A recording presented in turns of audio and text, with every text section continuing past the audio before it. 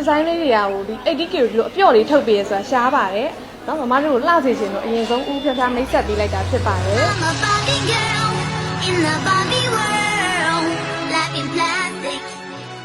ကဲချမတို့မြုပ်ပတ်ဆိုင်တောင်တွေ့မှာမဟုတ်ဘူးနော်ဆွဲထက်မှာပဲရှိတယ် 80K တစ်ဆက်နဲ့မိတ်ဆက်ပေးချင်ပါတယ်ရှင်ဒီဒီဇိုင်းလေးရဲ့အားသာချက်ကတော့ဒီဇိုင်းလေးကိုအပြော့ဒီဇိုင်းလေးထုတ်ပေးထားတာဖြစ်ပါတယ်နော်950 80ကိုဒီလိုအပြော့လေးလာရဆိုတာရှားတယ်ပေါ့နော်အကုန်လုံးအပြော့ဒီဇိုင်းလေးထုတ်ပေးထားတာလက်ကောက်လေးဆိုလဲဒီမှာအပြော့လေးဖြစ်တဲ့ free size ဖြစ်တယ်ဝတ်လိုက်ရင်လည်းဒီမှာ